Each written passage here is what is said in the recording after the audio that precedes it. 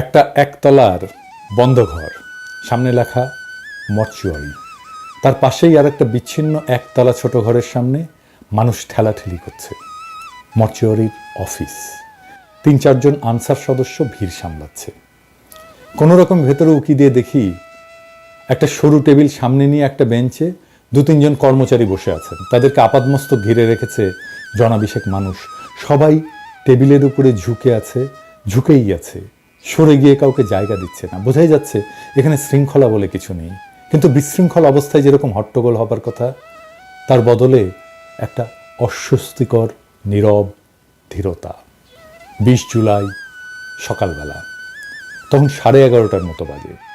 Dhaka medical college হাসপাতালের মর্চুয়ারির এই অফিসে আমরা প্রিয়র খোঁজে এসেছি।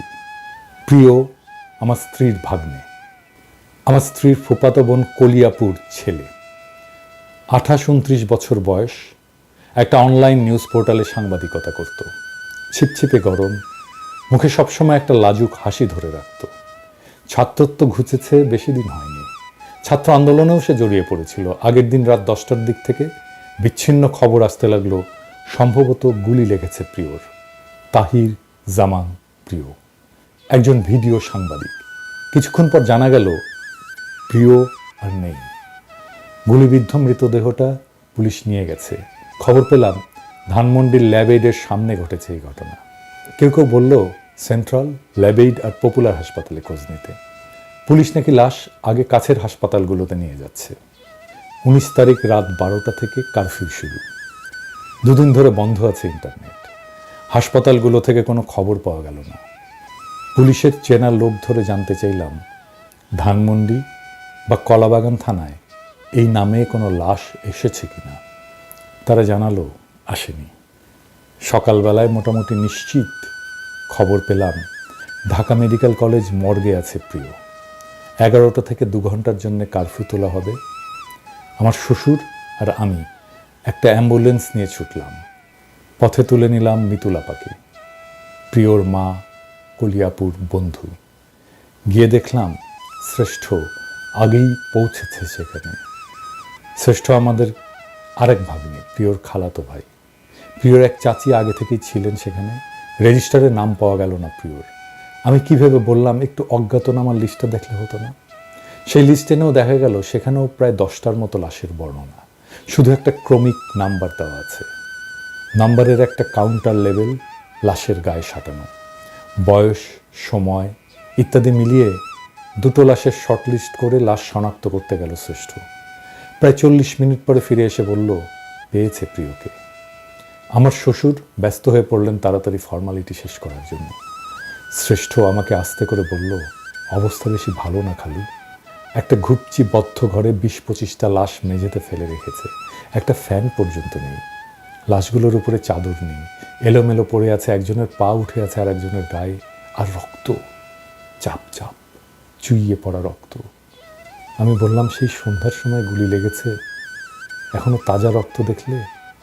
শ্রেষ্ঠ বলল কি করে বলি, এত রক্ত কোনটা কার বোঝার উপায় নেই। প্রিয়র বন্ধুরা এসে পড়ল এর মধ্যেই। 2-1 জনকে পেলাম যারা ঘটনার সময় ছিল ওর সাথে। আগে মিছিলে গিয়েছিল ওরা সবাই, ফিরছিল। সেন্ট্রাল রোডে ওদের আরেক বন্ধু মেধার বাসা। মেধাকে বাসায় পৌঁছে দিতে ওরা 4-5 জন হেঁটে আসছিল। সায়েন্স ল্যাব থেকে গ্রিন রোডে ঢুকে সেন্ট্রাল রোডের মাথায় আসতেই গুলির শব্দ কানে আসে। ওরা দৌড়ে সেন্ট্রাল রোডের ভেতরে ঢুকে যায়। প্রিয় ছিল সবার পেছনে। হঠাৎ ওরা পেছন তাকিয়ে দেখে প্রিয় পড়ে গেছে। তখনও মুহুর্মুহু গুলির আওয়াজ আসছে।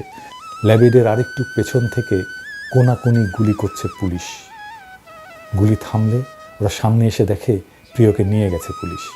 মাথার পেছনে নিচের দিকের বাঁ সাইডে লেগেছে গুলি। সেন্ট্রাল রোডে ঢোকার মুখে রাস্তার পিছে রক্ত লেগে আছে। প্রিয়র লাশটা পুলিশ মর্গে ফেলে রেখে দিয়ে চলে গেছে। অজ্ঞাত পরিচয়ে একটা ডেথ সার্টিফিকেট করা হয়েছে। তাতে শুধু লেখা আছে গানশট ইনজুরি। এখন ঘটনাস্থল যে থানার অধীনে, সে থানার পুলিশকে লাশের সুরতহাল তৈরি করে তারপর অটোপসির জন্য পাঠাতে হবে।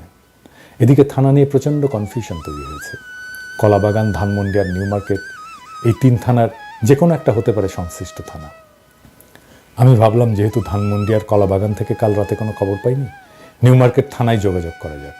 ততক্ষণে আবার কারফিউ শুরু হয়ে গেছে। প্রিয়র বন্ধুরা অ্যাম্বুলেন্স নিয়ে ছুটল নিউ মার্কেট থানায়। এদিকে মর্চুয়ারিতে তখনও বুলেটবিদ্ধ লাশ আসছে।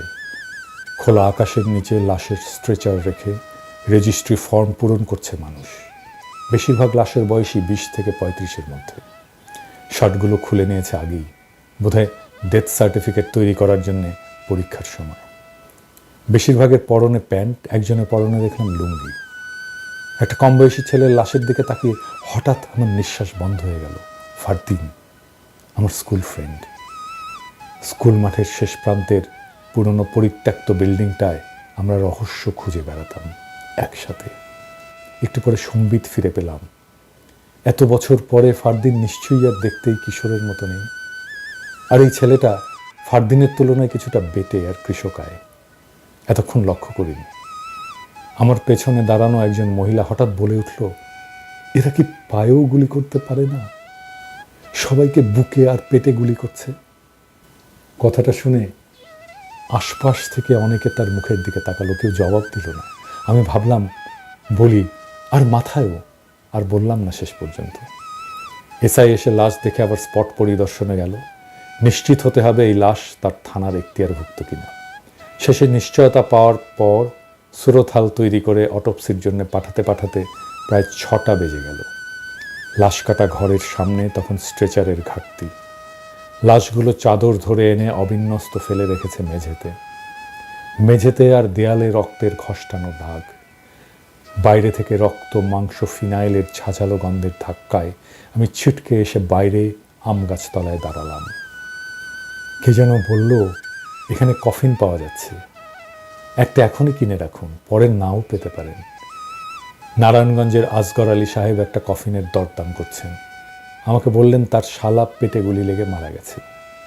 নারায়ণগঞ্জে একটা মুরগির দোকান চালাতো। গন্ডগোল শুরু হলে ক্যাশে তালা মেরে দোকানের শাটার লাগানোর সময় বাতাসে শীষ দেওয়া গুলি তার পেট ভেদ করে ঢুকে বুকের ডান সাইড দিয়ে বেরিয়ে গেছে। একটা 16-17 বছর বয়সী কিশোরী মেয়ে ফর্ম হাতে ঘুরে বেড়াচ্ছে। ওর বাবা কারফিউর মধ্যে বাসা থেকে নিচে নেমেছিল সিগারেট কিনতে, আর বাড়ি ফিরতে পারেনি। আমরা ডোমকে রিকোয়েস্ট করতে গেলাম আমাদের পোস্টমর্টমের সিরিয়ালটা একটু আগে করে দিতে। সেই রংপুর যাবে বডিটা। এত গরম। ডোম বললেন, পাগল হয়েছেন? রাত থেকে এ পর্যন্ত 55টা লাশ, আমরাও মানুষ। ময়নাতদন্ত শেষ হলো রাত 10:30টায়। গোসল করিয়ে কাফন পরিয়ে আমরা অ্যাম্বুলেন্সে রওনা হলাম 11টার কিছু পরে। যাওয়ার পথে নেমে দেখে নিলাম সেন্ট্রাল রোডের সামনে প্রিয়র রক্ত লেগে থাকা রাস্তাটা। স্পষ্ট দাগ, ছোপ ছোপ, জমাট। তখনও কারফিউ চলছে। তাড়াতাড়ি গাড়িতে ওঠা দরকার। আমরা উঠে পড়লাম। উঠল না শুধু প্রিয়র বন্ধুরা। ওদের কোনো ভয় নেই, ওদের কান্নাও নেই, শুধু প্রতিজ্ঞা আছে। ওরা যেন ভাবলেশীন, সংসপ্তক। অনেকবার লিখতে গিয়ে পিছিয়ে গেছি। এই দুঃস্বপ্নের সাথে আরেকবার বোঝাপড়া করতে সাহস হয়নি। শেষে ভাবলাম এই গল্পটাও এই মহান গণ আন্দোলনের আমাদের যৌথ স্মৃতির অংশ। এই দলিল থাকা দরকার। একটা 3 বছরের মেয়ে আছে প্রিয়র। প্রিয়কে সে শুধু বাবা বলে ডাকে না, বলে আমার প্রিয় বাবা। কি মিষ্টি লাগে শুনতে, যেন প্রত্যেক কথায় কথায় বাবাকে চিঠি লিখে চলছে। এমন হাজারো শহীদের রক্তে গাঁথা হয়েছে এই বিপ্লবের ইতিহাস। এই বিপ্লবের ইতিহাসের সাথে যারা বেইমানি করবে, শহীদের রক্তের সাথে যারা বেইমানি করবে, তাদের ক্ষমা নাই। ইনকিলাব জিন্দাবাদ।